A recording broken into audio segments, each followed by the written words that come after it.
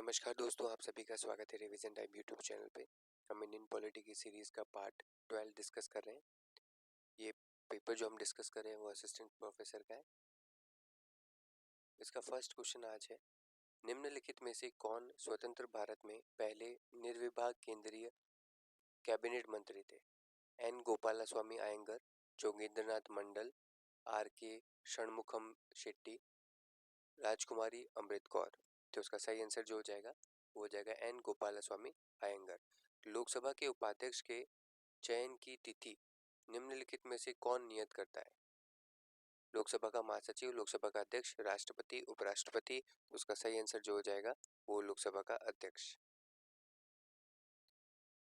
Next question है, किस वर्ष से भारत के निर्वाचन आयोग ने राजनीति में अपराधीकरण को रोकने के लिए राज्यसभा लोकसभा के उम्मीदवारों के लिए एक हलफनामा प्रस्तुत करना अनिवार्य बनाया? इस हलफनामे में आपराधिक अभिनियोजन विवरण, संपत्ति का विवरण, शैक्षणिक योग्यता का दिया जाना आवश्यक है। तो किस वर्ष में था ये? 2000, 2001, 2002, 2003। तो उसका सही आंसर जो हो जाएगा वो हो जाएगा 2002 से। भारत के संविधान के अनुच्छेद 128 के अनुसार उच्चतम न्यायालय की बैठकों में सेवानिवृत्त न्यायाधीशों की उपस्थिति हेतु आवश्यक है राष्ट्रपति की पूर्व सहमति, राष्ट्रपति की सहमति, राष्ट्रपति की पूर्व स्वीकृति और राष्ट्रपति का अनुमोदन। तो उसका सही आंसर जो हो जाएगा वो हो जाएगा राष्ट्रपति की पूर्व सहमति। निम्नलिखित में से कौन भारत के मुख्य न्यायमूर्ति नहीं रहे हैं? जस्टिस जेसी शाह, एम हमीदुल्ला बेग, ए के सरकार, जस्टिस एन राजगोपाल अयंगर। तो इसका सही आंसर जो हो जाएगा एन राजगोपाल अयंगर।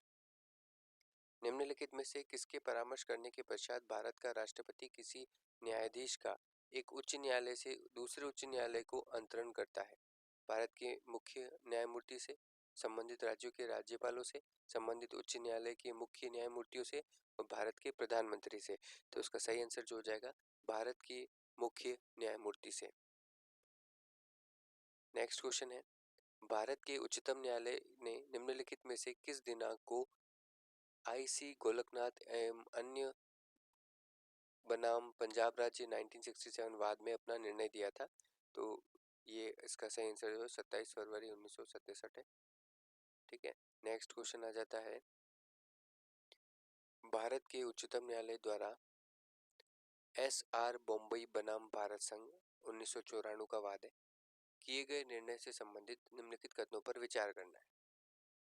ठीक है, तो इसमें से कौन सा कथन सही है हमको ये बताना है।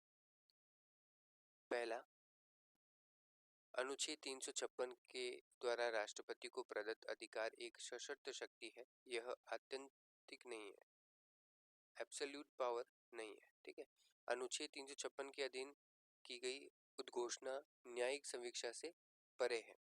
तो इसमें पहला ही जो आता है वो सही है, ये दूसरा वाला गलत है। उच्च न्यायालय के किसी न्यायाधीश को सेवानिवृत्ति के पश्चात नियुक्त किया जा सकता है? किसी विश्वविद्यालय का कुलपति, राजदूत, राज्यपाल, सरकार द्वारा गठित समिति का अध्यक्ष। तो उसका सही आंसर जो हो जाएगा वो हो जाएगा कि आप उसे विश्वविद्यालय का कुलपति भी नियुक्त करते हैं, राजदूत भी नियुक्त कर सकते हैं, राज्यपाल भी नियुक्त कर सकते हैं, सरकार द्वारा गठित किसी समिति का अध्यक्ष भी नियुक्त कर सकते हैं। तो उसका सही आंसर हो जाएगा चौथा।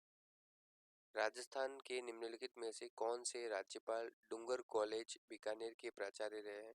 राज्यपाल पूछा है, गुरुमुख निहाल सिंह, डॉक्टर संपूर्णानंद, हुकुम सिंह और रघुकुल तिलक। तो इसका सही आंसर जो हो जाएगा वो हो जाएगा डॉक्टर संपूर्णानंद। नेक्स्ट क्वेश्चन आता है हमारे पास, राजस्थान के निम्नलिखित कार्यवाहक राज्यपालों के कार्यकाल को उनके कालक्रम के अनुसार व्यवस्थित करना है।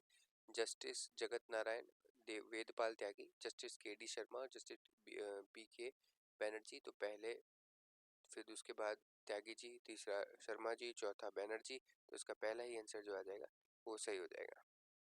निम्नलिखित में से कौन एक मंत्री के भार साधन में एक या अधिक विभाग सामुदायिक करके मंत्रियों में भारत सरकार के कार्य का आवंटन करता है? राज्यपाल मुख्यमंत्री की सलाह से, मुख्यमंत्री राज्यपाल की पूर्व मंजूरी से, राज्यपाल मुख्यमंत्री की सिफारिश से और मुख्यमंत्री राज्यपाल की सहमति से। तो इसका सही आंसर हो जाएगा राज्यपाल मुख्यमंत्री की सलाह से।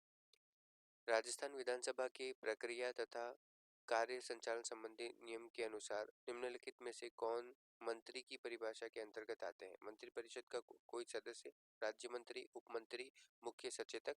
तो इसका सही आंसर जो हो जाएगा वो हो जाएगा मंत्रिपरिषद का कोई सदस्य, राज्य मंत्री, उप मंत्री, मुख्य सचेतक नहीं आएगा। इसका आंसर हो जाएगा दूसरा।